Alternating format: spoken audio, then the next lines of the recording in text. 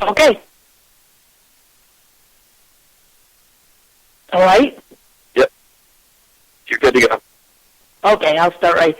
We had rented out the house next door, and to a young gentleman. Like I said, we only gave him house privileges, and he had a bedroom. We went down there to check on my husband's sports memorabilia.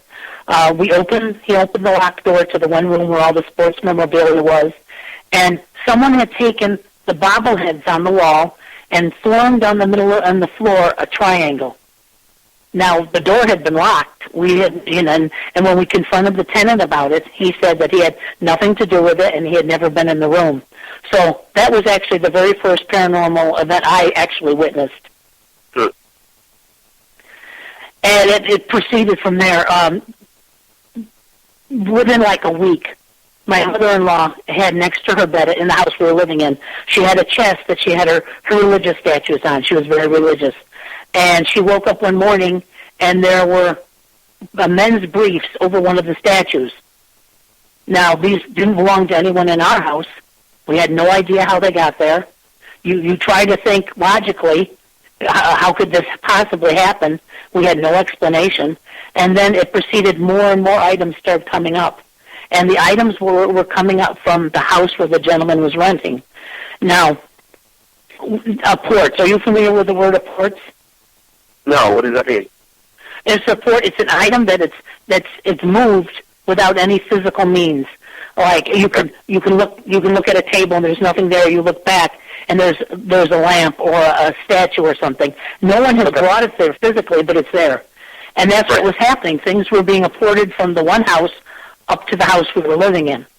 My mother-in-law and husband were starting to get very spiteful what's going on. We didn't want to just bring these, because some of them were things like his watch, different things that, had worth. We didn't want to bring them back and hand them to him because he would think we took them because we had access to the house. So we'd go down when he was gone and we'd put them in the house. So before we could get back up to our other house, the items would be back there again. So things like this started to happen. Then the gentleman out of the blue said, "I'm moving." He wouldn't give us any explanation.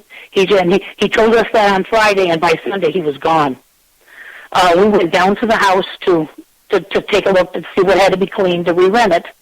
I remember my husband went in his room to check out his sports things, and I was in the living room, and I looked up, and there was a very long shelf in the living room, up high. You had to get on a ladder to get to it, to dust. And I was thinking, well, this has to be dusted, and this has to be cleaned. And I looked at the statues, and then I turned to call my husband, and I glanced back at the statues, and everything on the wall was turned backwards. And this happened within a blink of an eye. I remember telling my husband this, and he wouldn't believe me, of course, which you can understand because, when paranormal things start to happen, at first you think, oh, I'm imagining this, or I didn't see it right the first time. But we had to keep coming back to the house to clean. The next time we came back to the house to clean, a lamp from the bedroom was sitting in the middle of the living room floor. My husband, of course, was looking for a logical explanation. Oh, someone came in the house and moved things. Well, the house had been locked. I knew something strange was happening. But there was no feeling of any hostility or anything bad going on. I know when we came down the next time after we were almost finished cleaning, and I said something else had been moved, and I remember saying, if anything was in this house, move something. Now, nothing ever moved in front of your eyes. It never just appeared or moved in front of you. If you went we went into the kitchen, I came back out, and a dining room chair from the dining room had been put in the living room.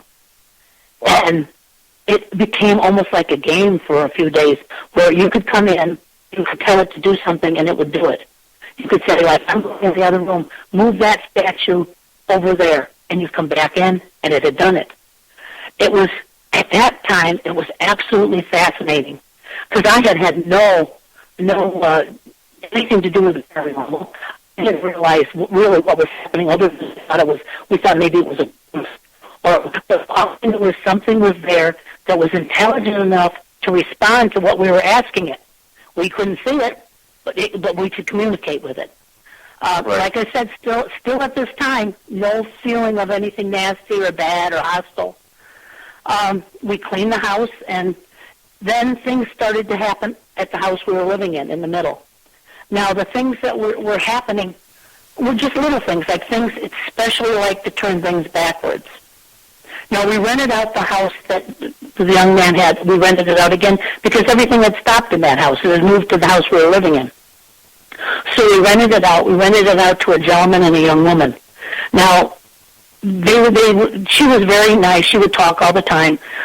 Within a few weeks, she started to tell me that the gentleman that she was living with, since they moved into the house, changed. She said that he'd become rather violent, and he'd become very hard to be around. He had actually started to physically abuse her. She had a black eye one time when I saw her. I advised her to just get away from him. I even offered to take her to a shelter. She told me, no, don't worry about it. I'll take care of myself. Well, within a month, I noticed Michelle, her name was Michelle, was gone. I never saw her anymore. So I asked the tenant what happened to Michelle. And he said, she left. She's not coming back. Well, within like 2 weeks after that, he moved out. He gave us notice, and within a day or so, he was gone. We went up to clean the house again. It was spotless. I mean, it had been bleached. It was perfect. There wasn't a piece, anything out of place.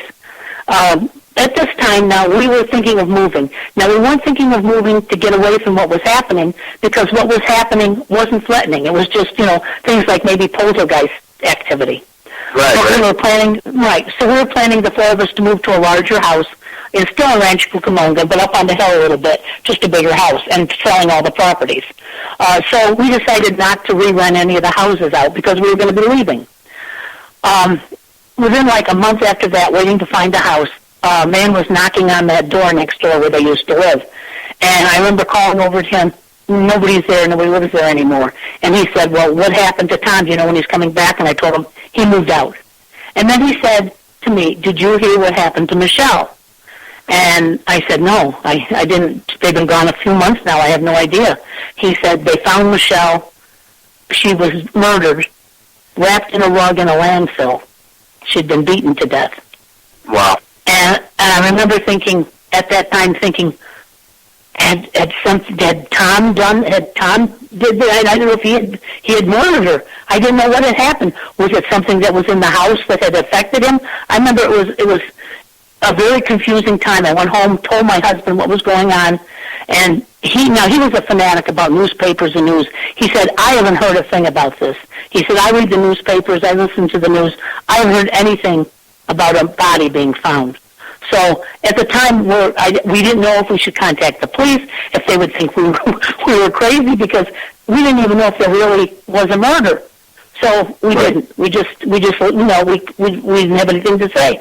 So I think back on it, and I think, what could we have done? But there was really nothing we could do. So we found a new house. Everything had kind of quieted down. Once we found a new house, and it was close by, so we were living still at this address, but moving a little bit of other furniture every day up to the new house. Everything stopped. There was no activity. Everything became quiet. So we thought, oh, good. We said, but we'll get to the new house. My mother-in-law and husband they felt like they were escaping, because even though it wasn't bad, they were so frightened of it. The truth of the matter was, I found it rather amazing, because it was something that you read about, but you never experienced, so it was amazing to me. We found a new house the day before we were leaving. This was the last day we were there.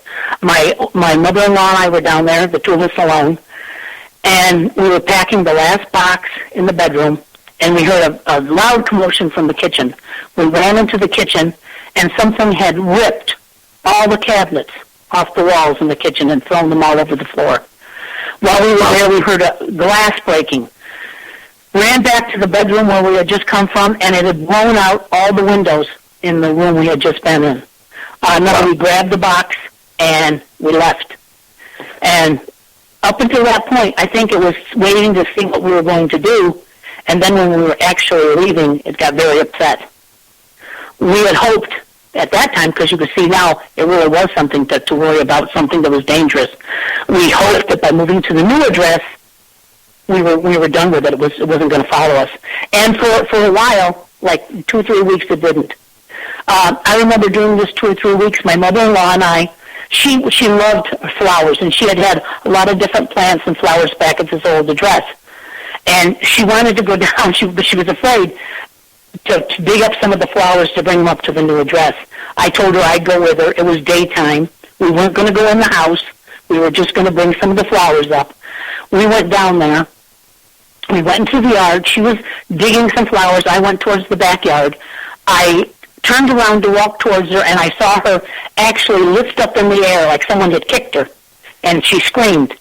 And I remember running over to her, and I grabbed her, and she grabbed me because something had kicked her. And all of a sudden, out of the air, it starts coming down pebbles, stones. And we ran in the backyard, there was a shed back there, and I remember it had a plastic roof. And I remember we ran into the shed, and we stood in the shed, and we could hear the little stones hitting the roof. And it didn't last long. It lasted less than a minute. And I remember coming out, and I was absolutely amazed. It's like we didn't even talk because what could you say? And I remember bending down and grabbing some of the stones to see if they were real, just to see if they were real. And I remember they were ice cold. I remember, sorry to interrupt you, I remember because I read the book, Demonologist, and Ed Warren had talked about, I don't remember which case it was, but about the stones coming down before. That definitely happened before. So that has to be an unfathomable, surreal experience, as you were saying. It was so unreal we didn't even talk. I mean, because what could you say? We just looked at each other, and she left the plant. She didn't take them, and we went in the car and left, and we actually never went back down there again. Within like 2 or 3 weeks up at the new house, everything was nice and quiet. Then the first thing that happened, a picture frame was turned backwards. Now, at the time, we thought, oh, well, maybe someone just turned it backwards, but you knew. It's like inside you knew there was the fear, oh, no, it's here now. And from that point, that one picture turning, it started up here. And it started first just doing little things, turning things backwards. That's what it loved to do. Or taking things from one area, you put something down somewhere, and you find it somewhere bizarre, somewhere where you couldn't have put it. Little things like that. Then, to me, one of the most amazing things started to happen. Now, my mother and father-in-law, this was a very large house. Upstairs, they had the upstairs bedroom, and the upstairs bedroom had a full bath and a sitting room. And my mother-in-law came running downstairs to get me. She said, you have to see this. I ran upstairs with her, and in their bathroom, on the mirror, written in soap, was a message. It said, talk to me, and it was written in soap. And it was like, what was happening? I had no idea.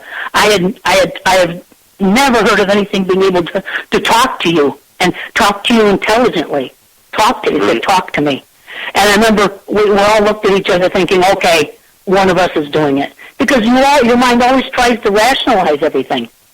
So we thought one of us was doing it. So we didn't. We erased it. We went out of the room and we talked for a little while. We went and we said when we were in the bathroom, write something again if someone's here. When we left, we waited. We were doing this to see if one of us was writing because we had to find out if this was really happening or something was going on with one of us. We went back into the bathroom after the four of us had been together, so none of us could have done it, and it had written again on the bathroom mirror. So from that time on until it left, the entity communicated constantly on mirrors with soap. And at first it tried to convince us that it was a friend, that it was my mother-in-law's dead sister. It even referred to my mother-in-law by a name only she knew. None of us knew the name, which was Mimi, that her sister had called her when she was a very little girl. We then started to doubt. What it kept telling us was stay out of the attic. It didn't want us to go in the attic room. As she went upstairs to our house, she went up the stairs, and to the right was a door, and it led into a large attic room. And then you could get that way, get into the attic. And it kept telling us, don't go in the attic. There's danger there. There's a bad wire. Don't go in there. But we started thinking, well, why is it telling us this? And so we started doubting that it was her sister. So then it started to get upset when we started telling it, go away, stop talking to us. We don't want you here. It started to get very upset. Now, Now, you guys are, when you say you're talking to it, this is basically relaying messages back on the mirror? Right. You could, I remember my father-in-law asking it. My father at this time I think he wrote on the mirror, "Who are you?" And it wrote, "Prince." P-R-I-N-C-E. So when he wrote it on the mirror, did it just appear after he wrote it on the mirror? My father-in-law wrote, "Who are you?" on the mirror with the soap. And we left. We walked back in. You come back and there'd be an answer. And there'd be an answer. It never would do it in front of you. You never watched it appear on the mirror. You'd always have to leave and come back, and the mirror would be full of writing. And so it said his name was Prince. It wanted us to call it Prince, and it told us there was no escape. And he was right. For 5.5, 6 years, there was no escape.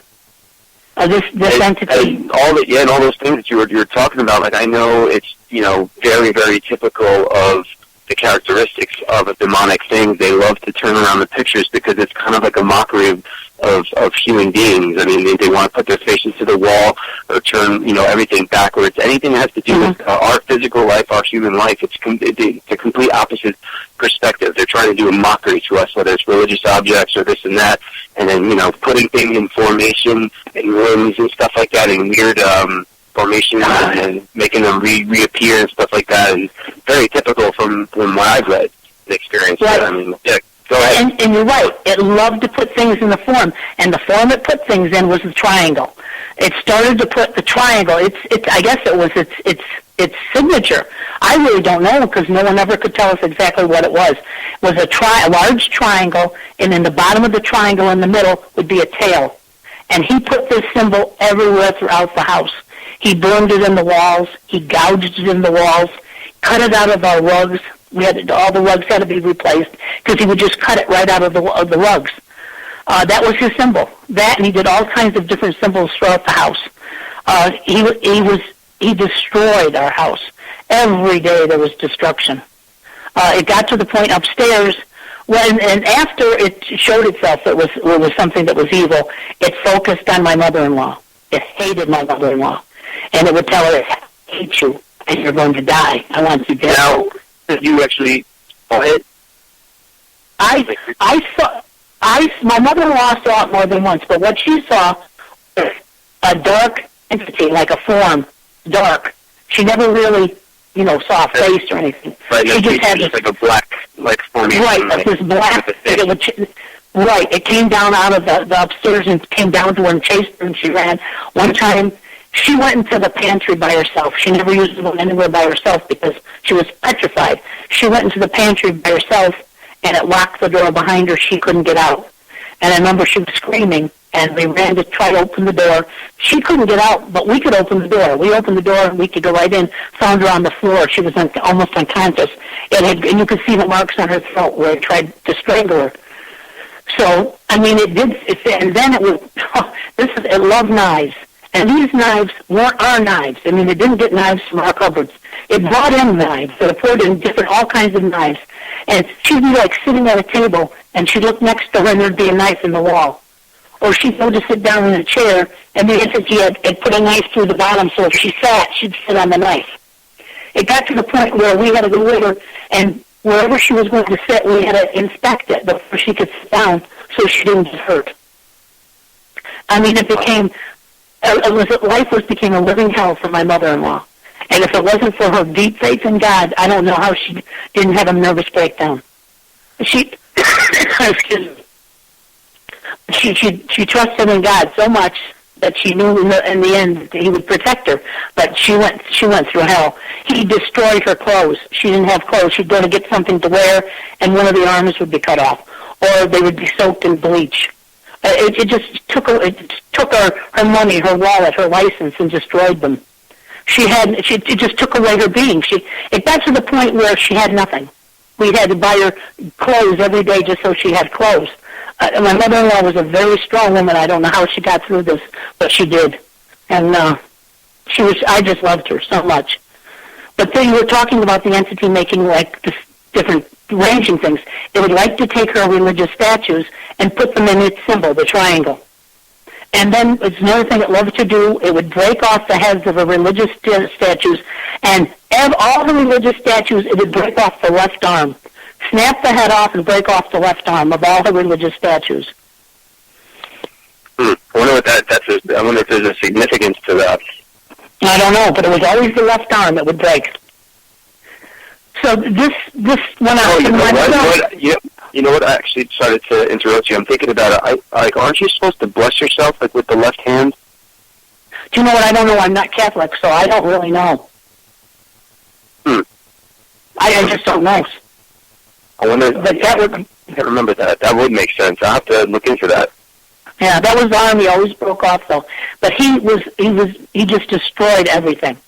At this point, we started begging my mother-in-law, please, let us try to find someone to come in to help. She was afraid, and we all had our reasons to be thinking that if we started telling people what was happening, they were going to think we were crazy. Because this was back in 1987, 88. And it wasn't like now where, everybody's open to the paranormal. Which is why you finally came out, because obviously you see these stories and people having the courage to come out and tell their story and not being ridiculed for it. Yeah. Yeah, and I just want people to know these things do happen. You can, think, oh, it's make-believe, but it's not.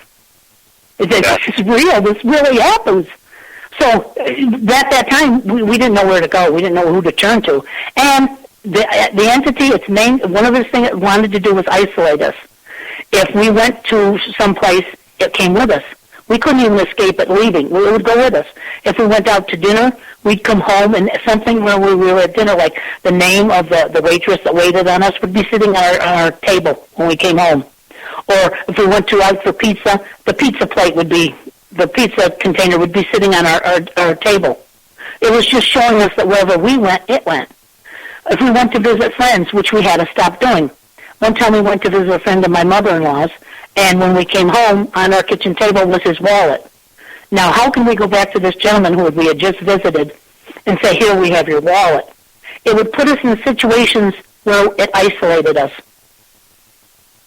So we became very isolated. We couldn't bring people to the house, because if we brought people to the house, we had to explain to them why something was writing on the mirror, or why every day we were trying to patch the walls where it had gouged symbols in. So we became very isolated. My mother-in-law did not want people to know what was going on. She was embarrassed. She was just embarrassed.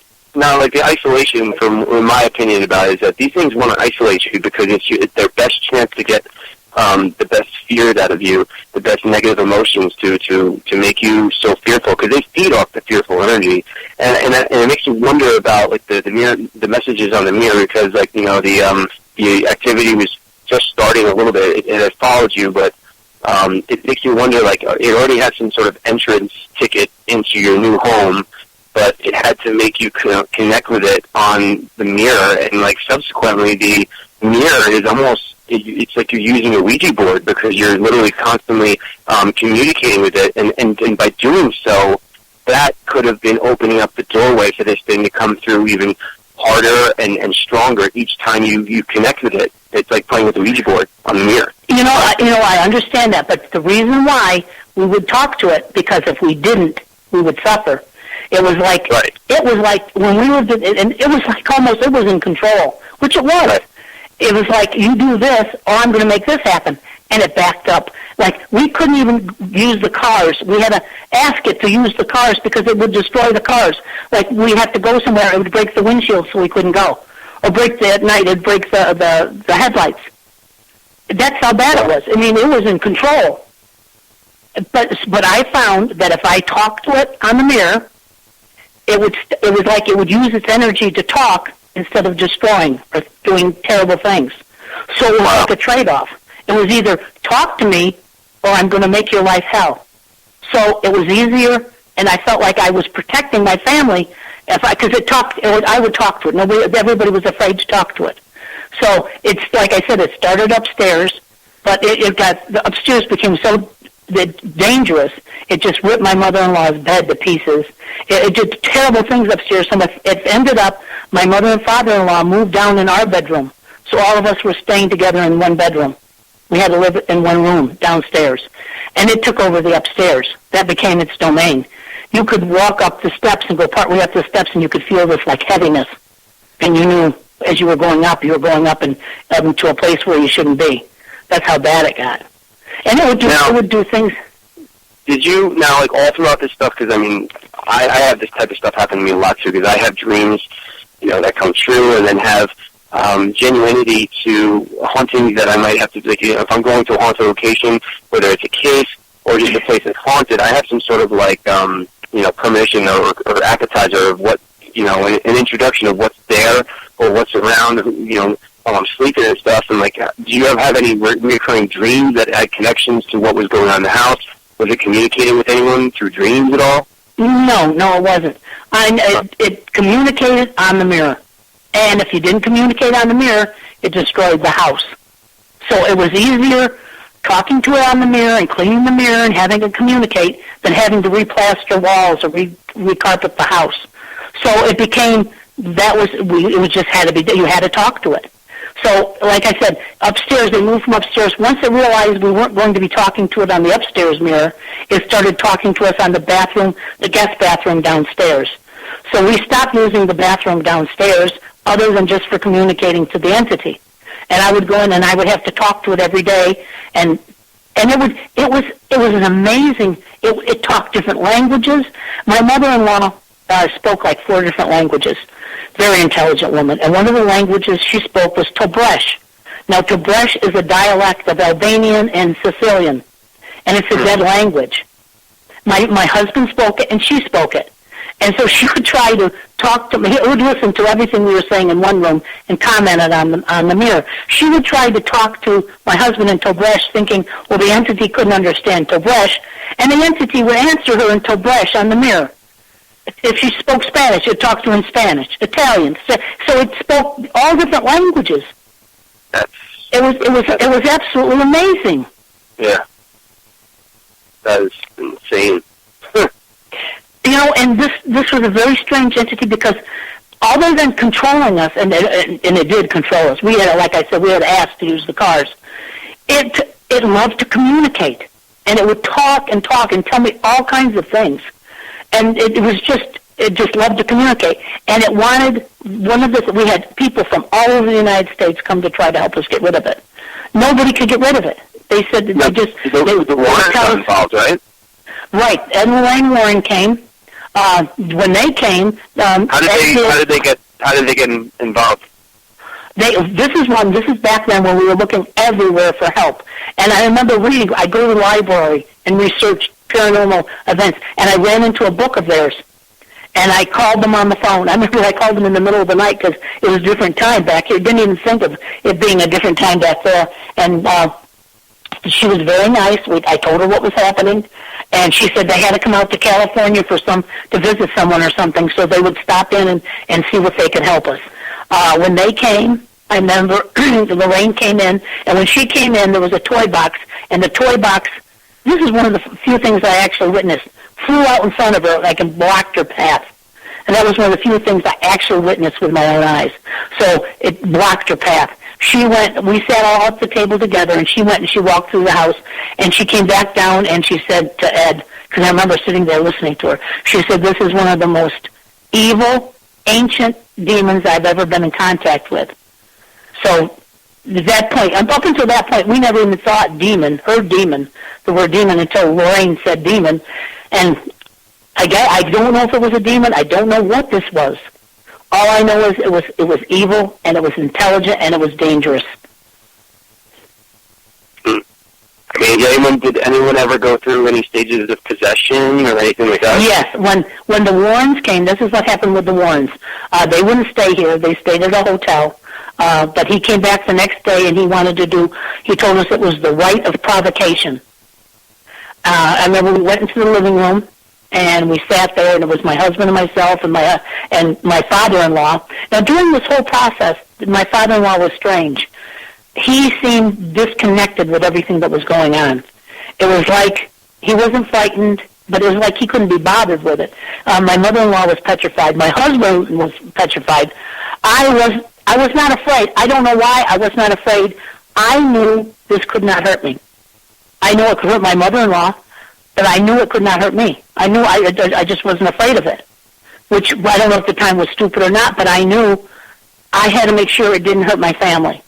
And I went into the bathroom. This was after many people had come and told us, we can't help you. There's nothing we can do. We can't make it leave. And I remember I said to myself, I've got to get some kind of control here. And I went into the mirror and I said, this is the way it's going to be. I'm going to treat you with respect. You're going to treat me with respect. You're not going to hurt my child, because I had a baby. You're not going to hurt my child. You're not going to hurt my husband. And you're not going to hurt Lee. I didn't even include my father-in-law in this, because it was like he could have cared less what was going on. And I left. I went back in the room, and the entity wrote, I will not touch your child. I will not touch your husband, but Lee belongs to me. So, and then he went around and explained to me, this is the complicated part, that Lee had been promised to him as a sacrifice many, many years ago, back like in the 1600s, as a sacrifice. And so even though at that time she didn't die, she was supposed to die in the sacrifice, something happened, she didn't die, he still claimed her, and she belonged to him. So he said it didn't matter. He wouldn't touch anyone else, but Lee was his. So that's why he was after Lee, he told me. But let's get back to the war. From a past life? From a past life. He said she belonged to him because she had been promised to him in a sacrifice, and it didn't come to fruition. But he still said she belonged to him, and he came to get her in this life. It's like amazing, these things that, like, they know our souls of who we were, who we ever were, and which is even more terrifying because, most people don't know who they were before, if they, reincarnated before, and to know or not know, they have some sort of ties to, curses that were put on them, or satanic rituals that could be passed on, and all of a sudden, like, things just start coming in, wreaking havoc. I mean, that's just unfathomable. It is. It's things you see in monster movies that you think, this is just make-believe. But it's not make-believe. It's real. That's what's I'm amazed when I even stop and think about it still. So I'll get back to the Warrens and the possession. Mm-hmm. So Ed Warren said he was going to do the rite of provocation that night. We were all sitting in the living room. Ed had a little piece of cross, and he told me it was a relic, a true relic, and that it would protect him. So he did this rite of provocation, and my father-in-law started to change. And I don't mean, we became a monster or anything, but it was subtle. His back kind of bent, like it became stooped. He took his one arm and he curled it to his chest, and his head went down. And it's like you could see he was changed, and he got up slowly and he walked toward Ed Warren. And I remember Ed Warren picked up the piece of cross and put it in front of him and said, "You cannot hurt me. I have this. You cannot harm me." And I remember my father-in-law, now this was 25 years ago, so I don't know if I have the exact words right, but I remember him saying something like, "I'm going to bite your hand off and chew that cross off and spit it in your face." And then I remember Ed just saying prayers and putting it in front of my father-in-law, and he slowly turned around and went back and sat on the couch. And after a few minutes, he just became his old self again. But then the Warrens tried to arrange, and they went to an Episcopal church out here. We had to go and explain the whole situation, what was going on. Very nice priest there. Decided he would help us. He came out. My father-in-law would not let the gentleman in the house. The Warrens had arranged for this, but my father-in-law wouldn't let him in the house. He couldn't even answer the door. He said, no, he's not a Catholic. And he talked to my mother. My mother-in-law was like, my father-in-law could tell my mother-in-law anything and she would do it. And so she said, if he says he can't come in, he can't come in. So my husband and I were powerless. We couldn't let them in. So our one chance at an exorcism, my father-in-law sabotaged. Wow. So what did you do from there? Yes, Christina, are you there? Sorry, Christina, you just come in? Yes, actually, I did get to hear. How is everybody? Hi. Good. We were just in the middle of a story. We were talking about the Warrens when they started to get involved with Deborah's case. Awesome. Is our connection okay? Do I sound all right? Yeah. Okay, perfect.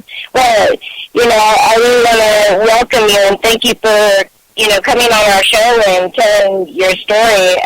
I wasn't aware of it until recently. that was probably, I think, when Sean told me about it, and I started doing some research, and, quite a story it is, not just, people going and having to go to the movies to see a recreation of something based on a true life story. You can go on all kinds of radio, stations and shows now and get the exact same kind of information. So, thank you.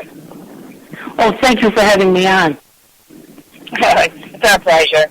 So you're saying that the Warrens got involved in. Now, how far in to this are you at this point, say, when the Warrens are coming? Oh, there's plenty. They tried to arrange for an exorcism. My father-in-law refused to have it happen. He sabotaged it, wouldn't let the priest in. From that point on, we constantly looked for help. I mean, we had people from all over the United States try to come and help us. We had one lady from Los Angeles area. Her name was Dr. Evelyn Paglini. She came to try to help us. Now, the entity, when we would have these people come to the house, the entity would consider it almost like a joke. And he would critique everyone that came to the house. At one time, someone came to help us, and he said, well, he's going to not throw a net over him. This was the kind of conversation. The entity not only would have this evil side that was, horrible, but it had a side where it almost had a sense of humor, where it would joke about people. And it found many of the people that came to the house, it found them just a joke. And it would write about them and tell us about them. Now, critique them. Right. So here's a question, for you. So you're saying that the entity would, joke and mock them and things like that. So how is this entity communicating, with you? Because it sounds like, and I was actually getting that done and told Sean earlier when I spoke to him, that I kind of felt that you may have some psychic abilities. Well, actually, the entity spoke to us on the mirror. It wrote in soap. And it would write. It wouldn't write just once a day or once a week. It wrote from the time we got up in the morning to the time we went to bed. I would constantly have to go in and erase the mirror so it had a place to write, because if it didn't have a place to write on the mirror, it wrote on the walls and destroyed the walls. So we had to give it a place for it to write. So that's how it would communicate. It would communicate on the mirror. Got you. And so how long is this, going on for? It started, a little bit started in 1987, the non-threatening part. By 1988, it started to show its true colors and to become evil and nasty. And it lasted till 91. Okay, so I take it at the beginning when, this thing comes, it's making you believe that it is something of a positive nature, something good. It never came across as a positive nature. It came across at first as something amazing, like it was almost like, look what I can do. Look what I could do to, look, I can move this without you seeing me move it. And then it was, tried to pretend it was a family member. So it was more just trying to get into our, into our being. It was trying to get into our family unit.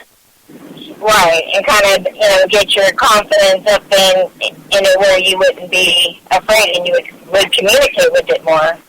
Christina, this thing was communicating back and forth with, if someone put a question in Spanish, or what was the other language? Toblesh. Toblesh, like other language, and in Italian, it would respond in different languages with the answers. Wow. And it was raining pebbles at one moment too, which is that was in. Is that your story? That's in the Warren's book, Deborah, or is that a different story? It's all in the book, A Deadly Haunting.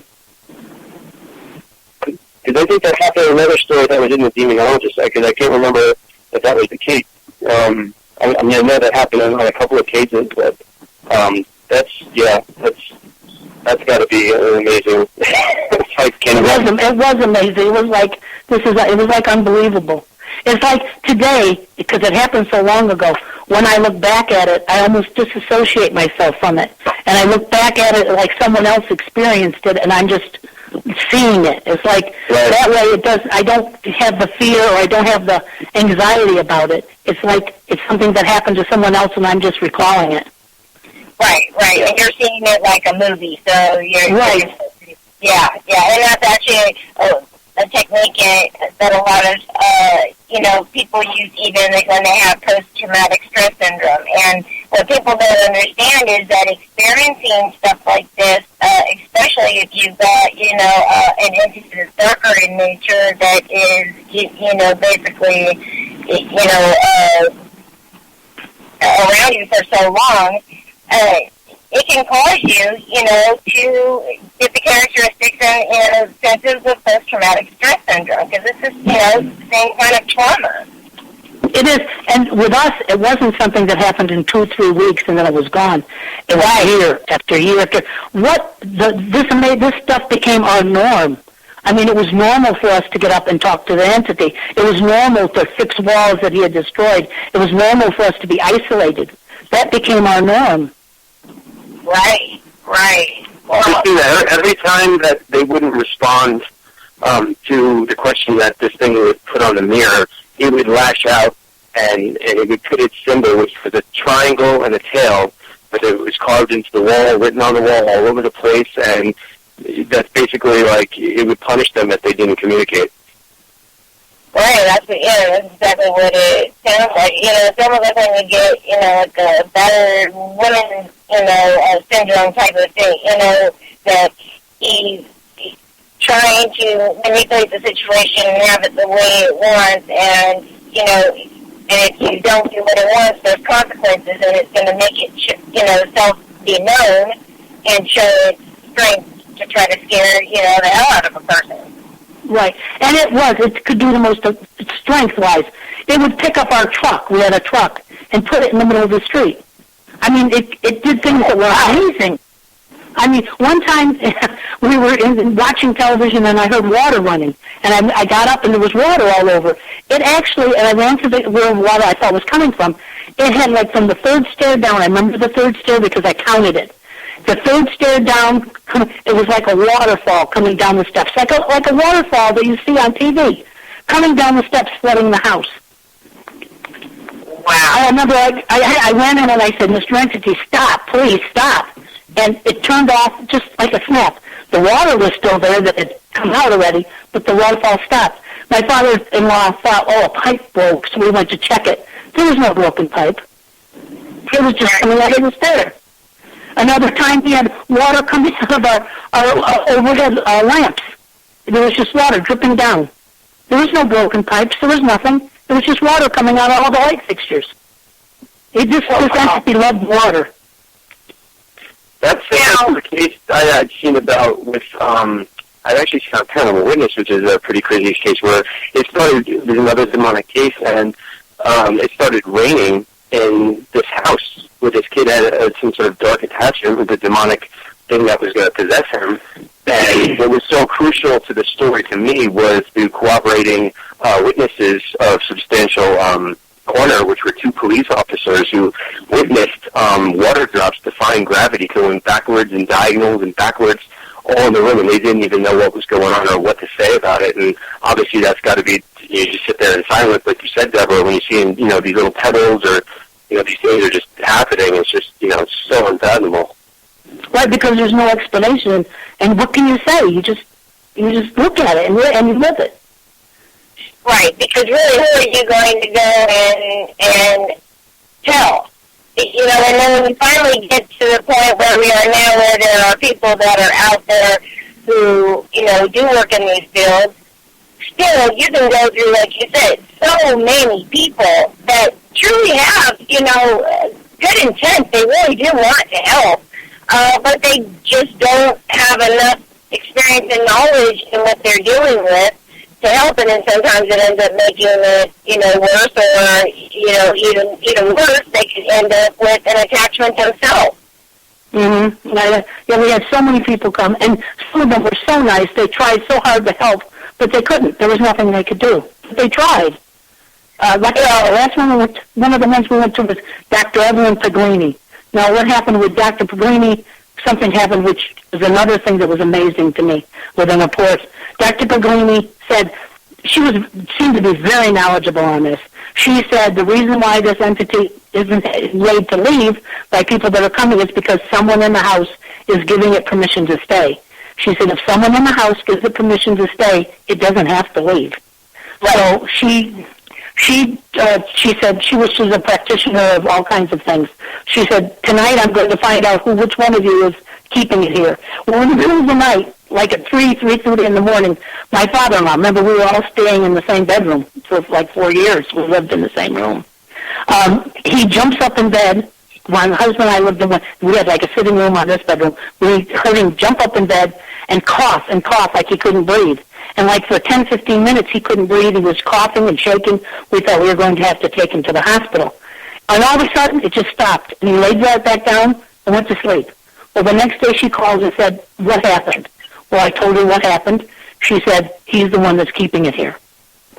Well, like 3 or 4 days later, my husband and I were in bed, and they were in bed, and we heard my father-in-law make a sound. And he jumped out of bed. And I remember we ran over, and he took out of the bed with him a spear. This is a spearhead, made of metal. It's all hand-forged. The entity had apported in his bed with him a spearhead. And the entity told us, and this was through writing on the mirror, that he wanted a blood ritual. He wanted blood. And he wanted the blood ritual had to be performed with his spear. Now, I asked the entity, I took control of the spearhead because after what Dr. Paglini said, I was kind of leery of my father-in-law, so I was kind of leery of him hurting my mother-in-law. So I took the spear and I took possession of it. I still have it till today. The entity said we had to use the spear for a blood sacrifice. It wanted blood. I told it no, it was not getting a blood sacrifice. And it got so upset, it blew out all the windows in the top floor of the house. Oh. So I remember 3 or 4 days later, we took this spear, because it was a strange spear. We took it to a museum in Los Angeles to try to have it identified. And they told us that it was from the Belgian Congo area, that it was over 200 years old, and they could tell by the way it was sharpened that it was not a tool, it was not a spear for war or for hunting, that it was, the chances are it was used for rituals from a shaman because of the way it was sharpened at just the point. So I still have that. And you can see it was all hand-forged with X's on it. It's an amazing piece. You can see pictures of it. If you go like to deadlyhaunting.com online, there's a picture of it there. You can see it. Oh, yeah, absolutely. And we'll definitely get the link and put it up on our Facebook page and Twitter so that we can, let our listeners, check it out as well. I just can't imagine it. I mean, it literally sounds like something right out of one of these movies, we see. It was, I mean, the things that happened were, I just think, like I told you, I think back at them and it's unbelievable. But I still have the spear. I put it away because I didn't want anybody to touch it. I didn't want anything to happen to it. So I put it away. And when my husband died 2 years ago, because for 25 years after it left, we never talked about it. We never told a soul. It was just the three of us, because eventually my father-in-law left. It was just the three of us that knew about it. I didn't even tell my children until my husband died 2 years ago, and I found, during this time, everybody would come, they'd say, now document what's happening. So I would take pictures of everything that was going on. And then the next person that would come would say to me, now get rid of all these pictures because you're keeping it here by taking pictures. Right. So we throw the pictures away. The next person would say, now take pictures so people know what's going on. So it was like up and down, taking pictures, throwing them away. But my husband didn't throw them all away. Every time we take pictures, he'd take some and throw them in a box. But when he died, I found like 300 pictures that he still had with the negatives in the closet. Oh, wow. That's probably why, that brought back all the memories, why I wrote the book. I had proof that, what happened, and I wanted people to know these things happen. And I wanted people to know, don't be isolated. That's the most important thing. Don't let it isolate you. Because if I wish at the time we had told people what was going on. We went through this, other than the people that came to try to help here and there, alone. And you can't go through that. You have to have some kind of support group.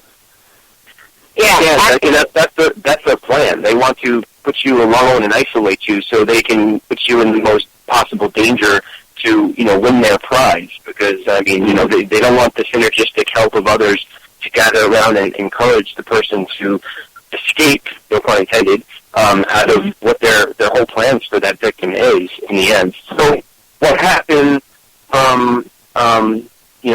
the priest being by your father-in-law, they took off. You had other people trying to come and help. What happened? Right. We had the Warrens. We had Catholic priests come who wouldn't go past the entryway. He came into the entryway, made the sign of the cross, and told my mother-in-law he had to leave.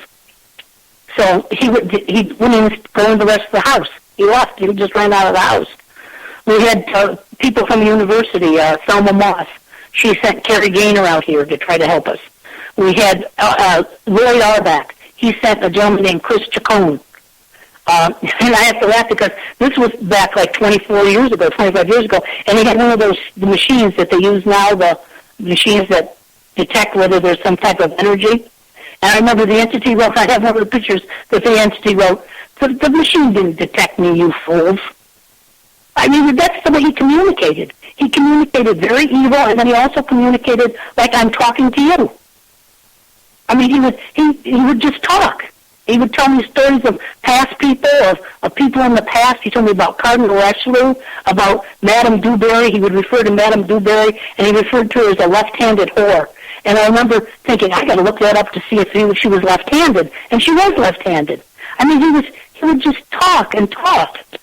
And now that's once again where you brought it up again about the left hand, because Christina, she mentioned before that the way he would break these religious objects, he would decapitate them, and he'd break off the left arm of all the religious statues. And I'm like, is there some kind of significance with the left hand and Catholicism? Because am I forgetting something? I'm like, do you know of anything? I need to do some extra research, but that is very, very interesting. Yeah, always the left arm. So like I said, okay. we had a voodoo lady from Louisiana come up, and she performed a ritual, and she said to us, "All right, it's gone." And all of a sudden we heard something in the bedroom. And while she was still here, and it had taken the bed, and this was a high poster bed, and it couldn't turn backwards. I mean, it had to be disassembled if you were going to turn it upside down. And it had taken the bed and turned it upside down in the room while she was here doing her ritual. And just to show her, and then it wrote right on the mirror, she's a joke. I mean, he had a sense of humor. He would, two ladies that came at the very beginning, they were local ladies who came to try to help us. And they claimed, we can get rid of this, we'll go through the house. And he literally went with them from room to room doing things. I remember he turned the flames on in the kitchen, and they went like a foot high. He had these ladies so scared they ran out of the house, they were telling me, you don't know where we live, so you can't hurt us. He just... Wow. Almost talking almost. Yeah, and he would make fun of people, and he loved to tell his personal things about people's sex lives. He just loved to talk. But he wanted my mother-in-law dead, and that was all there was to it. He just wanted her dead. I was just going to say quickly to Christina, because she missed it, is that this thing claimed that it had permission. It was it's your mother-in-law, right? Right, Lee. Your mother-in-law Lee was offered up in a sacrifice in some sort of ritual in a past life in the 1600s, and that's why she is his for the taking in this life. And I thought that was pretty profound and amazing as well. Oh yeah, absolutely. And especially when you find out information like that. Some people don't believe in, regression just in general, or especially past life regression. But I will tell you that the more people that I interview, the information that they are able to obtain and then able to kind of validate and things like that, it's incredible. It's absolutely incredible. It was incredible. It was a incredible time. Yeah, and, you're talking, like you said, back in you said the 80s? Right, it started in 87 and went to 91 when it left. Okay, well, you figure, from 87 to 91, nobody talked about this kind of stuff. I mean, in order to find somebody, the pickings were slim, number one. It wasn't like now where you might find, 400 groups that would be knocking down your doors trying to give you help. You would have to find those people. And, people aren't, going around saying, hey, guess what, I'm going to a demon at my house. You would have to try to really kind of live a true life. And, one which is your reality of what your circumstances and the surroundings are. And then, when other people are around, you have to act normal as if none of this exists. That's absolutely right. That's just what we did. We tried, you had to have two lives. One when you came through the front door, the other one when you left. Even when we left, he knew he was with us. Like, I remember telling him we have to get away, because he just had to get out of the house. So we said we were going to go to Santa Barbara for a few days. So I remember the entity said to us, believe this, he said, oh, goodbye, have a good time. This is what he told us. So we left. Well, he destroyed my mother-in-law's clothes, and she packed some clothes in the suitcase. When we got there, they were destroyed. But he did a very funny. I know it's not. But it was funny at the time. This is what he did. We went to the hotel. It was a motel. We went into the front, and it had a big courtyard, and it had a beautiful, fern, but it was huge. It was 4 or 5 feet tall and 300 pounds. It was big. And my mother-in-law said, what a beautiful fern, because she loved plants. So I said to her, Ma, what I'll do is I'll get a little piece of that tonight, and you can take it home and plant it in your yard. I said, that'll make you happy. So we went into our separate rooms. I came out later. It was like 10 o'clock at night to go to her room to say something. And the entity had taken the fern, the 300-pound fern, out of the ground, and it stuffed it in her doorway. So if she opened her door, she couldn't get in or out. So there was this 300-pound fern sitting in her doorway. And I remember my husband was so panicky, he made us drag it back and replant it. But it did strange things like that. Wow. I mean, again, it's something right out of the movies, but again, it shows just how extreme activity, could be or even become. And like now we know that people who have activity in their home, whether it be, just a spirit or actually even something, darker or demonic, however it comes across to you, there, again, it's a much different time now than what it used to be, and there are a lot of people out there that, again, do want to help, but they don't really, know what to do. And we know now that communicating with these things when they're in your home is not a good idea, because once you start, communicating and, it's almost like you can't get out of it. And if you're going up against something darker, like in your situation, you almost become, you're taken hostage of your own life. That's what we felt like. We felt like we were hostage. I mean, we had to talk to it, because if we didn't, there were things that would happen. So we had to keep talking to it. We had no choice. That's what I was saying to her before, Christina, is like this thing, obviously it had somewhat of permission. It had followed them from the first house they were in where activity had started, and obviously ties in the past life. But once it, started putting messages on the mirror, and people, everyone started communicating with it, and it would lash out if they didn't, because I think every time they communicated on the mirror with it, it was, opening up that portal even more for it to come in and wreak even more havoc. It's almost like it was using the mirror as a Ouija board. Well, I think that, what I think it is that, it kind of takes her and her family, hostage because it needs, them. It needs their fear. It needs the anxiety. It needs all of that for it to get stronger and for, for it to continue. And so, it's like, a cell phone, it can have a strong battery, but eventually it's going to die out. It needs, that constant charge, that constant, so it'll interact. It'll, again, trick you. Anything it can to get you to interact, so it can gain that energy from you.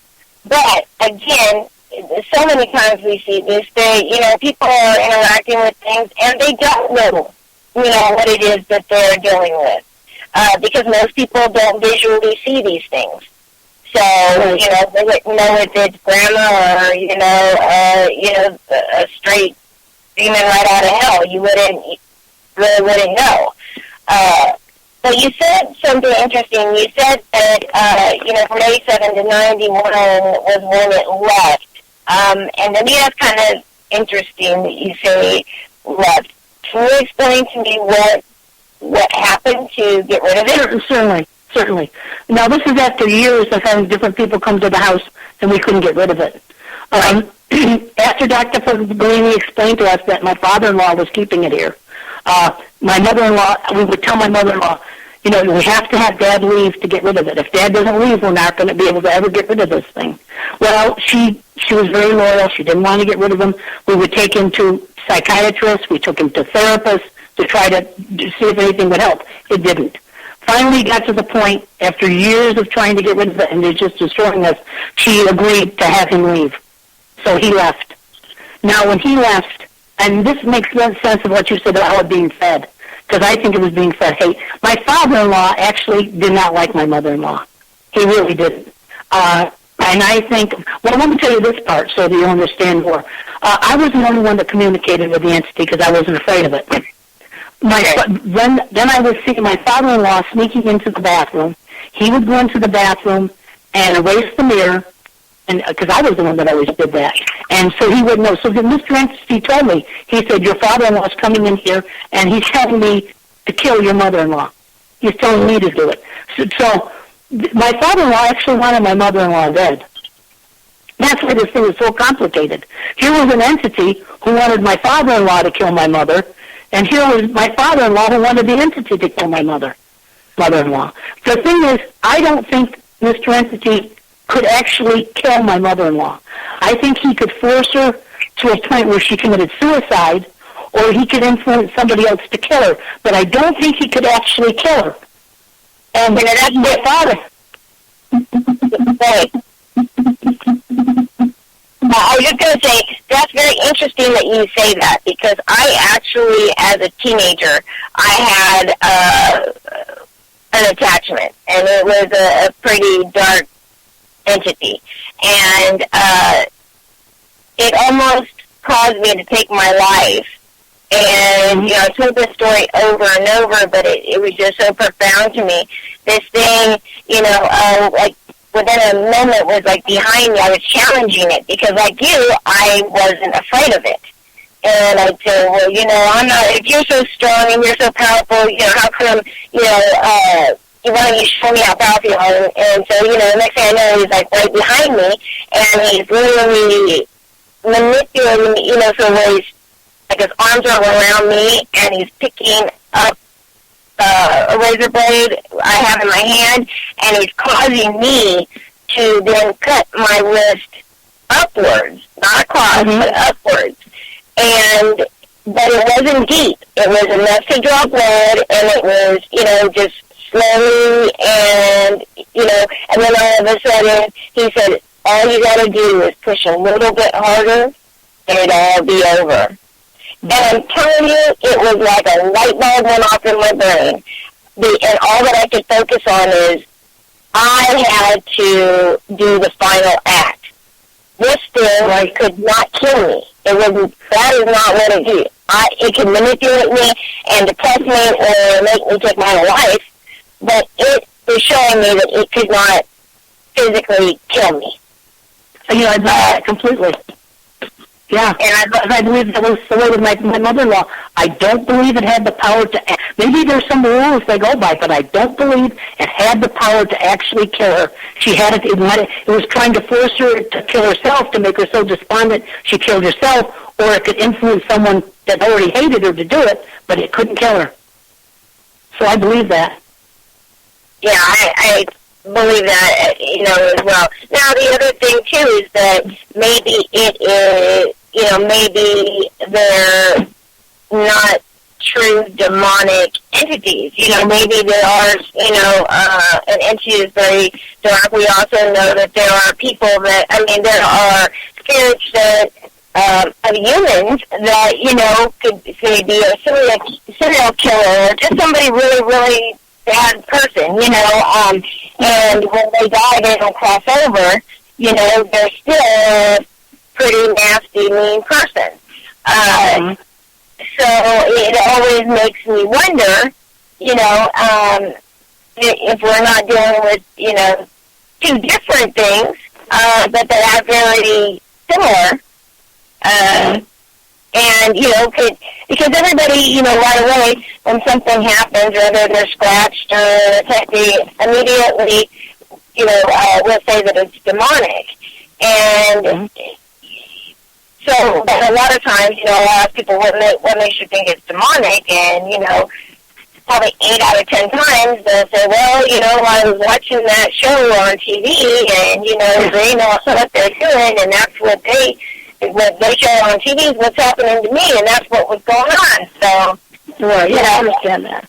I actually don't know what this actually was.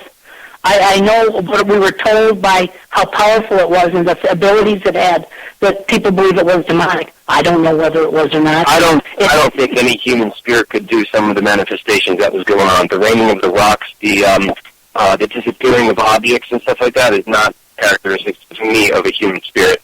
That is something human. The one thing it did, I have a picture of it. I think it's on the website. It did a lot of symbols, and it did this one symbol, which was a circle, and in the circle was like wagon wheels, like spokes, and on each one of the wagon wheels it had a name in each corner, and then under the wagon wheel it had the name BAAL. So that was the only reference actually to a demon it ever put on the news. B. B as in boy. Yeah. BAAL. Oh, that's, yeah. Can you, do you still have that? Yeah, I have a picture. Would you be able, maybe I think it's online. Send it to me? I think you can go on. I think it's on. If you go to the website, it's one of the pictures that's up. All right, I'll check there and see, but I would definitely like to see that. And again, I'm in no way, I agree with you, Sean. I don't think in this situation here, I don't think it's a human spirit whatsoever. But again, for me, I think that there may be something like in between. It's not demonic, but it's something really, really bad because, even my attachment, and, as I said, at first I saw it, it always looked to me like the Grim Reaper. It was always in the long cape and the hood, and I could never see his face. And then when I finally did want to see the face, of course, it's going to show me, the face of Satan, because that was probably the only thing at that time I was really scared of. And, do I think that it is demonic still to this day? No, I don't know that it's demonic. I know that it's really bad. I know it's really mean. But I think that when it is demonic, I think that, it can possess you. It can, cause you to, take your life. It can cause something to happen, to, make you fall down the stairs and kill yourself. So that's my only thing is, we categorize everything that is, negative as demonic, because truly to this day, I have never had a case or been part of a case where I could say that 100% that I felt that a person was possessed or there was, demonic activity going on. I've had cases where, I do believe there's something really, really bad going on there, but as far as, possession, stuff like that, I can't say that I've experienced, anything like that.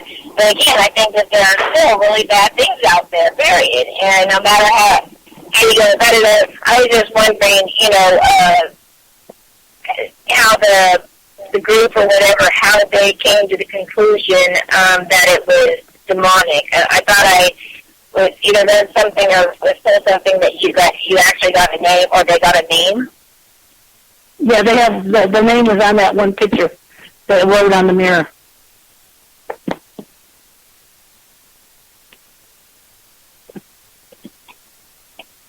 Yeah, Christina?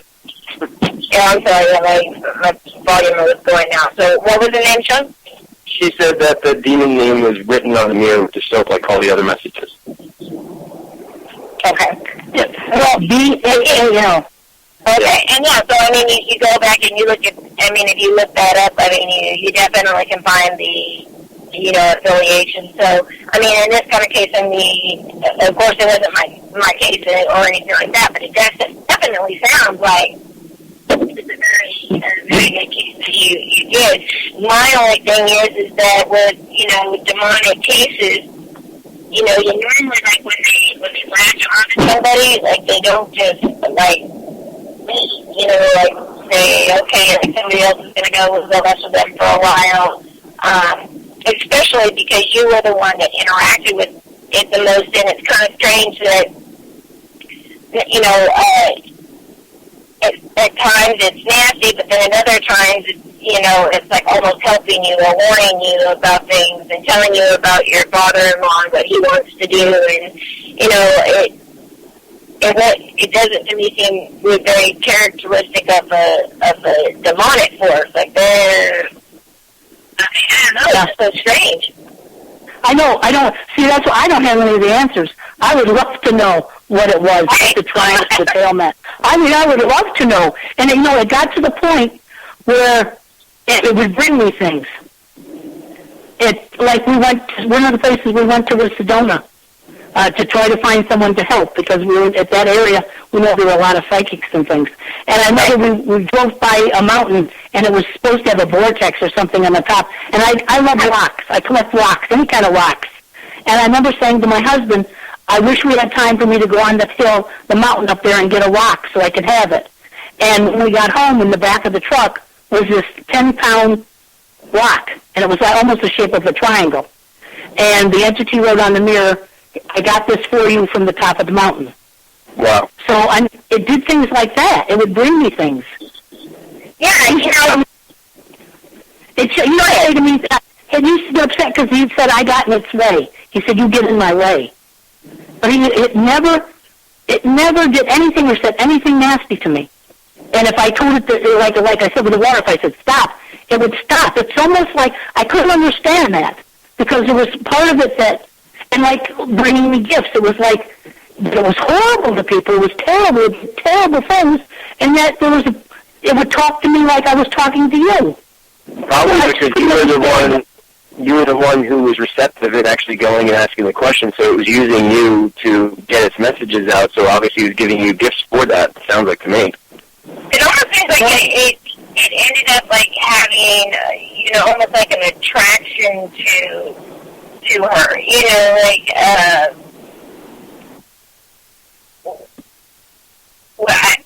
I keep getting like possessive, like not liking people around you. Yeah. Like I said, it never did anything nasty to me. If I told it to stop something, it would. And it never would touch anything. Like, if my mother-in-law wanted something like her wallet, she would give it to me, and if I had it, the entity would never touch it. Or if Ma was sitting by me, the entity would never bother her. If I was with her, Ma was safe. So it was strange. It was a really strange thing. It's definitely right. Well, and again, like how weird, you wouldn't also expect a demon to almost like be nice and give gifts, I know that's the part I didn't understand, because even like any movies or books you read about them, there are these horrid things. You don't see them as having a different side of being communicating and bringing gifts, and that's what's so confusing to me. I did see it once. I can tell you what I saw. We had two people who come to the house. They were shamans. They were Indian shamans. Very nice people. Whenever anybody would go upstairs, they would always ask me to go with them. No matter who came, they would say, you will go with us. So I'd have to go with them upstairs. Right. So they did the ritual. They had the shell with the feather and the sage and doing all kinds of things. And I remember they said, it's in the attic. You see, I remember the man saying to me, it's in the attic. That's where its nest is, or where its lair is. So they opened the door, and they would stand there, and they would like blow the smoke into the attic area, and you'd watch as they'd blow it in, and like 2 seconds later, something would blow it out. And so for a few minutes they stood there, and it would be blown in, blown out, blown in, blown out. So finally they said, we're going to have to go in the attic area. So we all went in, and I remember I stood at the doorway, and he did some type of ritual, demanded to show itself. And as I stood there and I watched this with my own eyes, the insulation on the walls in the attic came down and formed into this huge head. And I mean, it formed into like 5-foot high head on the side of the wall. And I only saw the side view. I didn't see the front. I just saw the side. And it wasn't a monster. It wasn't this horrible monster-looking thing.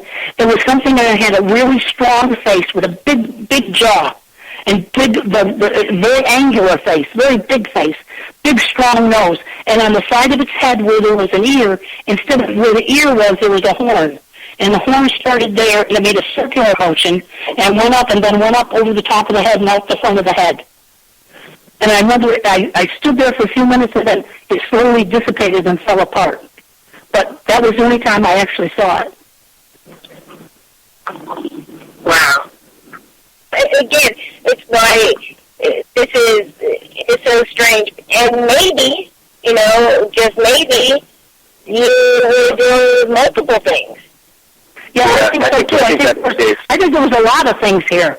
Because there was also one good thing here that would write to my mother-in-law on the wall in crayon, and it almost wrote like in verse, like in poem. And it would tell her, why you're looking in the forest and you don't see what's wrong. It would like warn her about my father-in-law.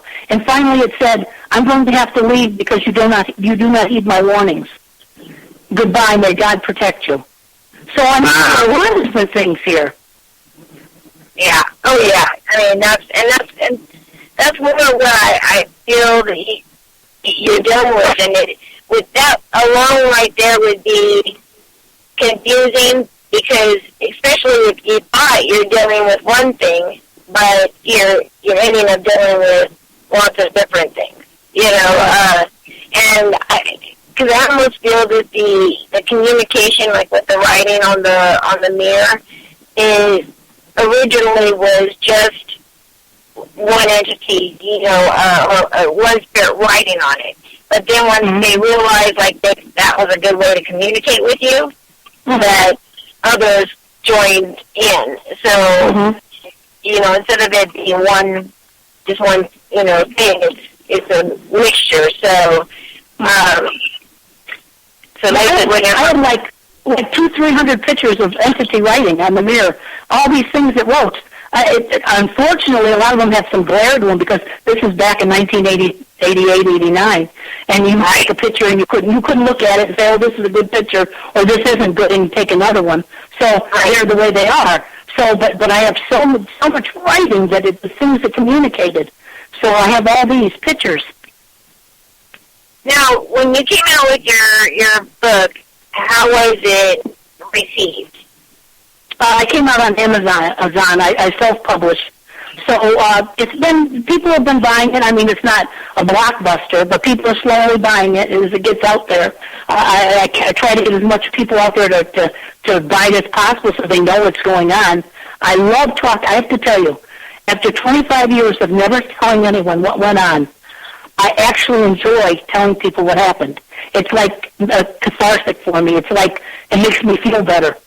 It's just, this is what happened. I like people to know. And I'm so glad that I actually got to tell the story, because for two reasons. Like I said, I want people to know this is true and don't be isolated. And the other reason is because for 25 years, even though the entity was gone, it had that last hold on my family where we never talked about it. And by starting to talk about it, it's like now it has no more control over us. It's done.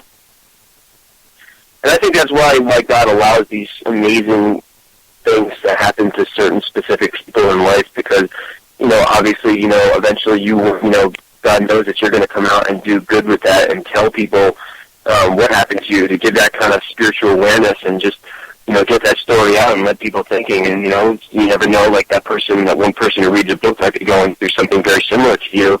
And that's what it's all about, is as we go through these experiences, is sharing our experiences with each other and all learning from each other. And, it really strengthened my faith in God and goodness, because if these things really are here, if these demons and bad entities, they exist, the world has to be balanced. There has to be a balance in the world for everything to exist. So if there's these terrible demons and things, then there are angels and there's God, because there's got to be a balance. So it should strengthen people's belief in goodness. Absolutely. I mean, when I first got into the paranormal, I was brought up Catholic and stuff, and I think it's an absolute unfathomable privilege to not say I have faith in God now. It's like, I know God exists. I know angels exist. That's right. And I know. And that to me is an unfathomable privilege that, people like us who, experience things in the paranormal that can only go through them through firsthand experience and know these things, and it's just great to, and I feel bad for people who go throughout their lives thinking that, they could die tomorrow and that's the end. Yeah, it's not. And it's like, I wasn't afraid. And I think I wasn't afraid because I knew, I don't sound silly, God had my back. I knew God wasn't going to let anything happen to me. I knew I was supposed to be there to protect my mother-in-law and my family. I knew it. Nothing was going to hurt me. I was there to protect. And I did. I remember the entity used to get upset. And he would offer me things he'd ask me to give him Lee. And I would say, no, you're not going to have Lee. That's it. And he'd get so mad. So what were some of the last couple of conversations that were going on before it actually dissipated? Here's what happened. We had a gentleman come and stay with us, researching what was going on. And this gentleman was, he was a little strange. All right, I got to like him a lot. He was a nice man. I got to like him, but he was strange. And after we got rid of my father-in-law, my mother-in-law actually had my father-in-law leave. Now, when he left, the entity stayed. It's not like it went with him. But things weren't quite as bad as they were when he was here. It's like my father-in-law hated my mother-in-law so much he was feeding it all this hate towards her. Now, the entity was still doing nasty things and everything, but it did more talking than anything. He left. Whenever he would even come by the house, we would know, because nasty things would happen, like the entity would do more evil things if my father-in-law was even near. So I knew that my father-in-law was feeding this entity. He was getting energy from my father-in-law. But you think about when Ed Warren, did the religious provocation, and when he went into half possessed and said, "I'll eat that cross and spit it out in your face," and then sat back down. The fact that he went through half possession, he was obviously being influenced, and also because of his negative persona that was going on, and what he's been continuously doing is bringing that more negative side to right. Spirits lashing out. So this gentleman was here. He stayed with us for months. For some reason, he got it in his head that the entity, because he saw how powerful the entity was and what it could do, he got it in his head that he wanted the entity to come with him when he left. So he said, he went in and talked to the entity, and he told him, "I'm going to be leaving here. You can come with me. You can come with me." And he actually offered for the entity to go with him. And I remember the entity talking to me on the mirror, and I would say to the entity, "Listen, my father-in-law is gone. I'm not going to let you hurt my mother-in-law. You're not going to get her. So we all love each other here. You're not going to get fed, so you might as well leave. Go with Gary. Don't stay here. Go." And I remember the entity said, "I don't want to go. I want to stay here." I said, "No, you have to go." And then he didn't like Gary, and it put down, "I will not work with an inferior being. I will destroy him if I must." An inferior what? I will not work with an inferior being. I will destroy him if I must. That's what the entity wrote. So, that was mean. Yeah, I said you have to go with him. I said you can't be here anymore. You have to go. So Gary gave him permission to go. The entity finally wrote on the mirror. This was one of the last things he wrote. He wrote, "I am ready to leave now. You are my servant, Gary. Now we start a new life." And he said, wow. He wrote on the mirror, "Goodbye, my family." And from that time, it's been completely gone. That's just insane. It's almost like, I mean, once someone else gave permission for it to come, and it's like you found a new new destiny for its path. Right. It didn't want to go, but it left. And we had one thing happen, so it left. What came of Gary afterwards? I can't say good things came of Gary. He is now, I don't want to get into it, but he seems to be like an alcoholic now. He got very into the paranormal, doing psychic readings, doing all kinds of things. We communicated for a while. I talked to him not too long ago. But at the beginning, when the entity left with him, he would tell me that he was finding the triangle around his house, so he knew the entity was with him. And then Gary stopped talking to me about it. He wouldn't say any more about the entity. He said, "Oh, no, he's not with me anymore." So I don't know if the entity went with Gary, and then when Gary went to England, was in England for a few years, it left. And I don't know if the entity is with Gary now. I don't think so, because the entity did not like Gary, didn't want to be with Gary. So I don't know where the entity is now, but he's not with us. Hmm. Well, if he's going through some sort of negative turmoil in his life, I mean, that's something that of that nature could feed off. So it is still food to it. Yeah, it's definitely interesting. That's just like crazy how it could get so epically insane, and then someone just say, "Hey, you can come with me." It's just like the movie Exorcist, like when the priest is like, "Come into me," like, okay, boom.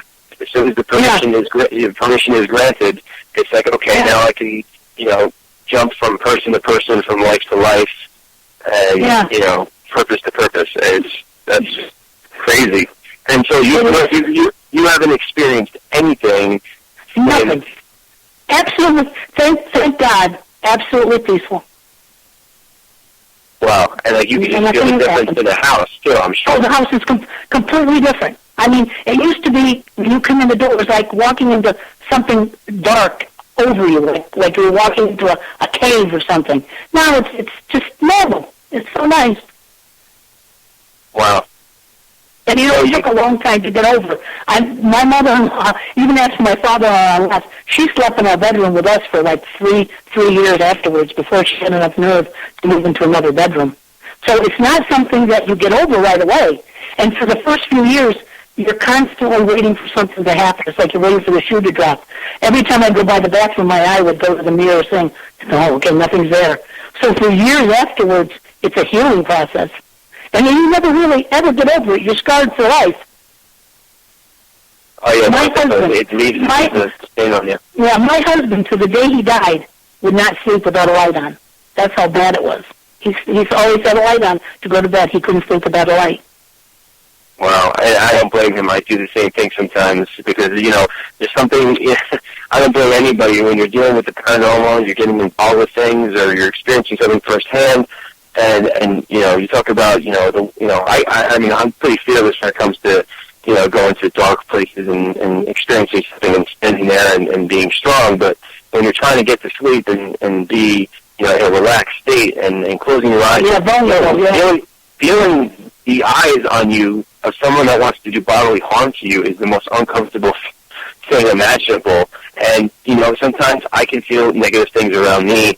And, I'll specifically pass out with the light on. I'll wake up around like 4:15, and then I'll go turn off the light on because usually after 4 a.m. it doesn't happen anymore. Mm-hmm. I can understand it. I understand completely. Did you guys have a lot of stuff that happened like around like the 3 a.m. area? It was 25 years ago. I really can't remember time. I know we had things happen every day. I mean, we had things like one time my mother-in-law, these are some of the things that happened. My mother-in-law stayed a lot in the bedroom because she felt safer there, like away from the rest of the house. And one time she said to me, and said to my husband and to her husband, sometimes I feel like I'm glued to this bed. Do you know that night, the next day she woke up and the entity glued her to the sheet? He actually glued her to the sheet. We had to take the sheet and slowly peel it off her. He glued her to it. See, so it was constantly listening to everything we said. Yeah, I mean, my opinion about these things too is that they know exactly. When I got involved with the paranormal too, when I first started to do EVPs and stuff, you realize that when I'd ask a question, I realized a lot of the EVPs that get an answer before I asked the question, and I realized that as soon as you thought of the question in your mind, they can read it because it's telepathic, and that's how spirits communicate. And as soon as you think about something, they can hear your thoughts. So, and let alone in the spirit world, there's no conception of time. So past, present, and future are all one thing. So that's why they would be able to predict things before they happen and know information about all things that have happened and will happen. And it can be, obviously really confusing and, more into the planet. That reminds me of another thing that happened. There was a writer in Los Angeles called Scott Rono. I don't know if you were familiar with him. He did a lot of books about the paranormal and communicating. I called. This is when he was alive. I called him on the phone to try to see if he could help us. He wasn't home. I left a message on the machine. It was 2 or 3 days later. The entity wrote on the mirror, "Rogo is dead," and I said, "He's dead." And I automatically think, "Oh, did you have something to do with this?" Because he was going to help us. And he said, "No, he was murdered." And he told me he was murdered by 2 people, 2 men. And then that night, on the news, it came over that Scott Rogo had been murdered. So I knew about it before it was even on the news. The entity told me. Yeah. Yeah, and that's pretty amazing stuff. That just proves to me. I mean, in the spirit world, because I think about it. How can there be psychics and stuff like that? Well, think about it. If you believe in ghosts, then they're not a physical being. Ghosts, spirits, they don't age.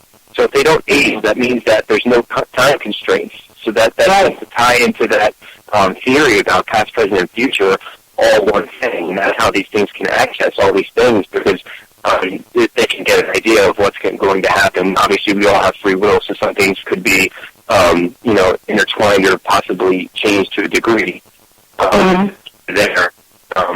But the warrants, after your father-in-law had actually rejected the guy coming to the house, did they try to help after that, or did they? No, they left. There was nothing more they could do.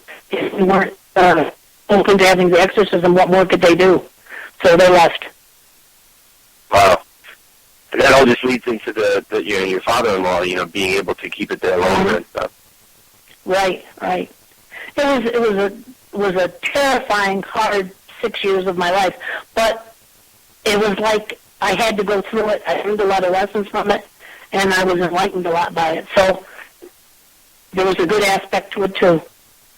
I believe that is totally the purpose, and I try to say to people too, from a spiritual, standpoint of being a spiritual person more now than ever, and I'm sure, obviously, you are now. Life isn't about being perfect; it's about learning through struggle. And we can't learn lessons having a perfect life. It's learning from trials and tribulations of life, and whether it be something that's just tragic in our normal day-to-day life.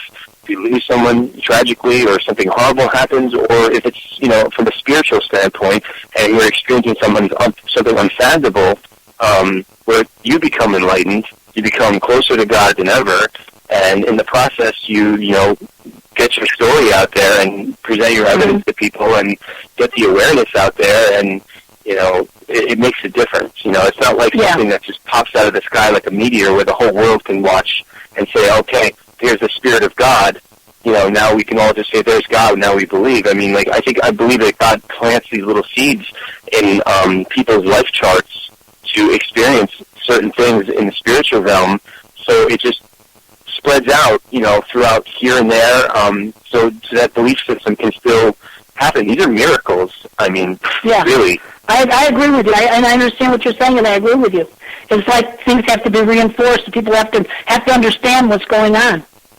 Because, how many of us have witnessed the crucifixion of Jesus? You know what I mean? But, it's such a famous story that obviously it's transcended so many years, and it's the biggest religion in the world.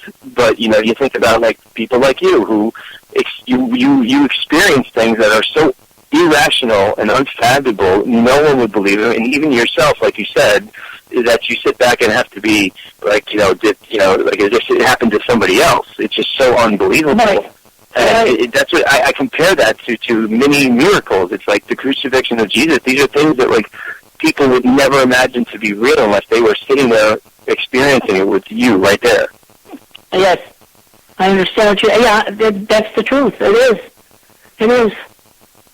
Well, I just hope that people understand and they become a little, maybe they won't believe, but maybe they can just become aware that this does exist.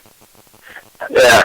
And also, too, like, at the beginning, as well, as I was thinking about, like, the Santeria that so many people get involved with, too. It's like, I think people need to realize is that even if you have good intent to mess around with Santeria, it's intertwined like rope with parts of the dark magic, where even if you're trying to do something good, it can open up the doorway to the evil stuff and think that you're doing good with it, and then, these things can, get in and start wreaking havoc.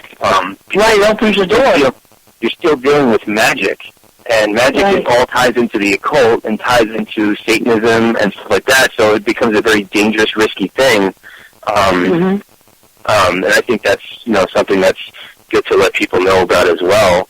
Yes. But, so yeah, that's your story is definitely one of the top craziest stories I've definitely heard.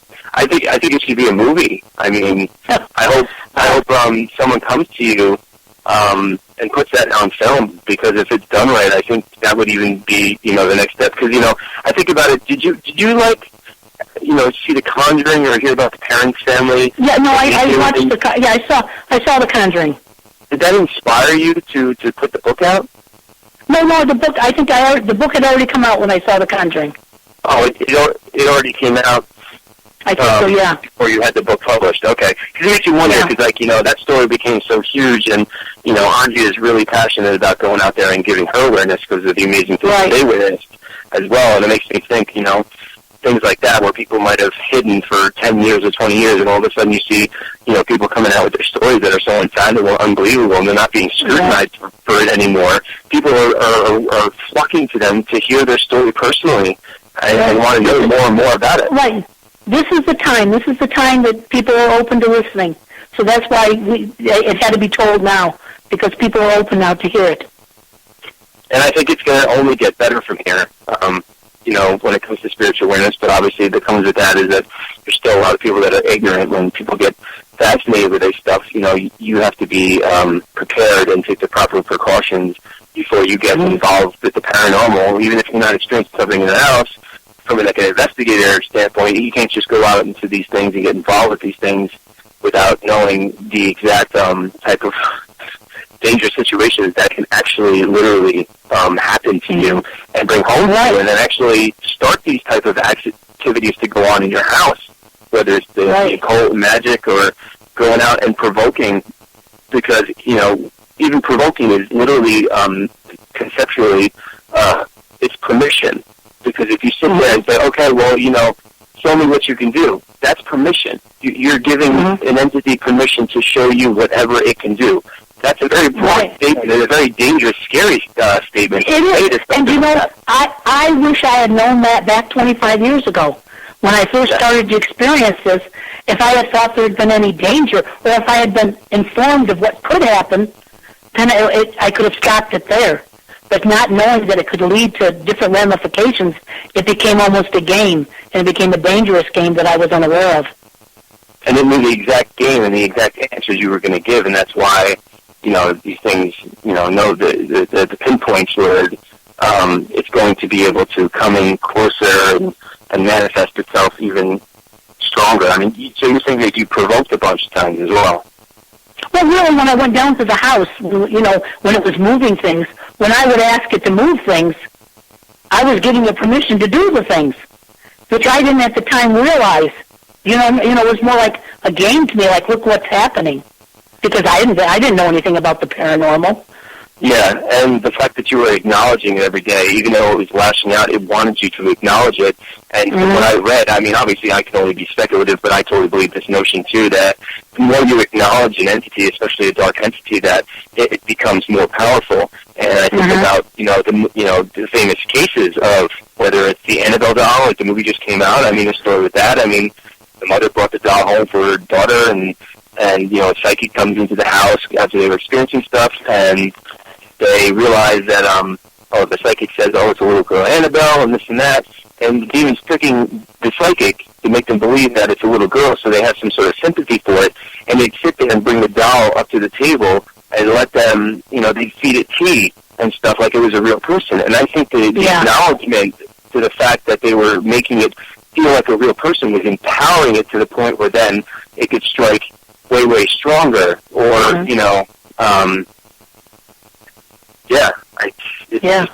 the acknowledgement is empowering to these things, and obviously, that's like, it's a very scary thing. We're being observed, and they're the observers. We only can get like hints here and there where they are and what they're doing. I mean, it's like, and then that they have way more of an advantage than we do, and knowing that, people should definitely take the proper precautions and shouldn't play around with that. So, like, up to this point, you haven't experienced anything. You had no dreams, nothing connecting you to the past. The dreams, I used to have dreams when the entity was here. I still have dreams to this day. The dreams I used to have back when the entity was here was I would go to this large house, and it was white, and I'd look in the window, and every room had a fireplace. And as the longer the time the entity was here, I went from outside the house to inside the house. And I remember there was no furniture in the house. The house was empty, but there was a roaring fire in each room. And I remember having that dream all the time when the entity was here. I haven't had it anymore. The only dream I have now is sometimes I have a nightmare where I walk into a room and there's writing over the walls and ceilings and everything. And it's like, oh no, it's back. That's the only dream I have now. Yeah, but you never saw, like, what it said? It was just writing? It was kind of blurry? No, I didn't want to. I'd close my eyes. I'd look and I'd say, oh, no. And it would be like, wake up. You're not going to do this again. So I'm almost like surprised you wouldn't, like, experience something random, like, once every couple of years. Like, I'm still here around, No, nothing. Well, that's a good thing. Yeah, it is good. It is good. Well, overall, this, like, story is, like, unfathomable. Are you going to be doing, like, some paranormal conferences? I think people would love to meet you. Do you know what? I really don't. Yeah, I don't know. I can look into that. Right now, it was just kind of getting the book out there, getting people to know that this really happened. But it progressed from there. I know. I love telling this. I love telling people. It's like I go to some people and I'm like, listen to this. I want to tell you what happened. So I enjoy telling people. Because you're really good at telling the story. You're really passionate and energetic, which is really good, and it transcends, and people can take it in very well. And I've been to, like, a couple of paranormal conferences, and they do the little lectures in between, like, people standing behind their vending areas. And they sit there, and you meet them, and they sign your books, and you could totally sit. If they did the whole thing, I was there. They had John, Zaffis, and the family from a haunting in Connecticut. Tony and Debbie Pickman from the Sally House, and they all sit there up on the stage, and they all tell their stories and all compare about, how they all agree on this and that. And there's a whole crowd of people, and I think you'd be really, really good at that. And I think that would make a big difference, and I'm sure that would be a whole new level for you of releasing that. I think I would probably really enjoy it, because I find that I love talking to someone right looking at them. To me, I enjoy that more than over the radio or anything. I like just seeing people and talking to them and telling them what happened. It's way more personal, and people can really take your story with a grain of salt, because they can see your passion and your genuinity in your facial expressions and the way you're retelling the story way better than just talking over the radio, because it's really a truly amazing story. And I think, everyone in the paranormal field and further from that should definitely hear about it. I'm hoping someone puts this on film. I'm sure. Well, anytime you're in Southern California, you'd like to stop by, I've got hundreds of pictures of the demon writing, of the entity writing, and I have the series to look at it. You're welcome to come. What part of Southern? I love California. I've had my eyes. It's Rancho Cucamonga. It's 40 miles east of Los Angeles. Wow, I love California. I've always had my eyes to potentially move out there. I have things coming up possibly next year that I'll be heading up there. I would absolutely take you up on that offer. Well, you have an open invitation to come out and I don't show the spirit to too many people. Do you know, I started to show the spirit to people, and believe this or not, some of the people actually wanted to cut themselves and give it blood. Can you believe that? And I said, no. So I don't show it to too many people now because the last thing I wanted to have is blood, so I just keep it tucked away, hidden. Yeah, I mean, just like you said before, about the past life, you could be offering it blood for you, and then, lineage from, decades and hundreds of years, people could be suffering spiritual torment because of your offering. Yeah. No, you don't know. That's why I just stopped showing it to people. I gladly show it to you, but the pictures to me are absolutely fascinating. Because, you could see what the entity wrote. Some of them are a little hard to see, I have to tell you. Because, like I said, they weren't taken with the idea of people were going to see them, and, they were taken so people could just see what was going on in the house. So, but I have hundreds of them, so, like I said, I'm making an invitation to... I appreciate that invitation. I will definitely take you over that offer next time I'm out there. That's fine. Absolutely. So why don't we got about 6 minutes left? Why don't you tell everyone the name, the website address, and any information you want to give them? Okay, it's a deadlyhaunting.com.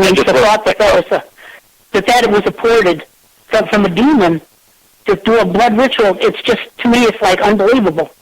It's.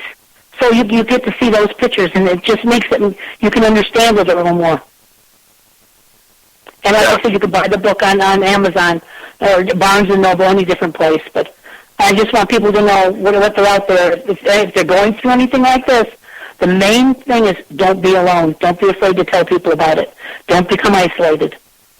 Exactly what they want to. They want to influence you like a spiritual puppet so they can, attack their victim. And that's what this is all about, is getting that story out. Right, it is. It's just letting people know. Just spreading the word. Yeah, spirits exist, God exists, and we're responsible for all the actions in our lives, whether good or bad. And, that's what I think to me is amazing about spiritual, is just change the way you look at everything. I'm sure it happened the same thing to you. It's just me too. I've had some pretty unfathomable stuff too. It's just the way you look at your everyday life. You look at everything you see throughout your normal day-to-day life. It changes your complete view of everything. Once you're touched by this, you never can go back. You become a different person. It's definitely a transcending experience. I have a gentleman that was researching this, Todd Hendrickson, and he's trying to find out the triangle with tail. Now you've done a lot of research in this. Have you ever seen that symbol before? I'm involved with some cases where there's one girl that's drawn a lot of satanic symbols, and I have a picture of it somewhere. I'm actually going to go through it. There's actually a girl that's potential possession, and she drew 80 symbols. And it's very a curious thing. I know the triangle is very prominent in a lot of different symbols for satanic stuff, but I don't remember seeing that specifically. That's definitely interesting. It's all a curious thing. That's definitely a satanic symbol. And I just associate it with him because it was wherever he was, it would be there. We were marked. That was his mark. So Todd's trying to still researching it, and he finds things similar, but not the exact symbol. And I just wondered if you would ever, had come across it. No. And now that I've seen it, I'm definitely going to keep my eyes out for it as well. I've definitely had my encounter stuff because I've seen some, creature-like things come to me. Oh, really? Oh, yeah.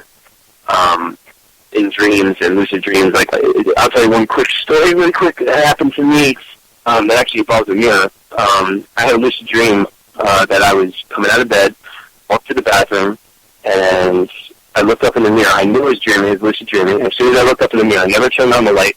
I felt something face plant my face on the mirror. And as soon as my face hit the mirror, my whole body in bed jolted. And I went into sleep paralysis. I couldn't move. And I heard this, like, half female, half animal characteristic voice that said, I see you. And then I snapped up and woke up at, like, 3 o'clock in the morning. And, like, months later, I was in my shower, and I have a shaving mirror in my shower. And I have a picture of it, too. And it said, I see you on the mirror. Oh, dear. Yeah. Well, you've had some quite experiences yourself. Oh, I've got a bunch, yeah.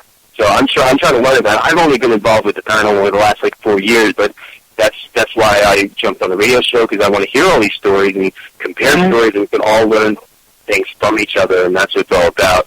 Right, that's what's interesting. See, I haven't really had any contact with other people that have experienced the paranormal. So that's why I like talking to people that have experienced this also. So I like that. Yeah. Maybe we can have a separate conversation. I can tell you some of the stuff that I've experienced, because definitely it's all. Yeah, I'd like that. Yeah. But when you come out to see the pictures, we'll talk. Yeah, absolutely. Sounds good to me. That sounds good. Thank you so much, Deborah. It's been an amazing show, and I'm really glad we got to discuss everything. And thanks everyone for listening. And we'll be back in a couple of weeks. And Deborah, have a great night. Thank you so much again. And thank you so much for having me on. Absolutely. I'll be in touch. Okay, thank you. Bye-bye. Bye-bye.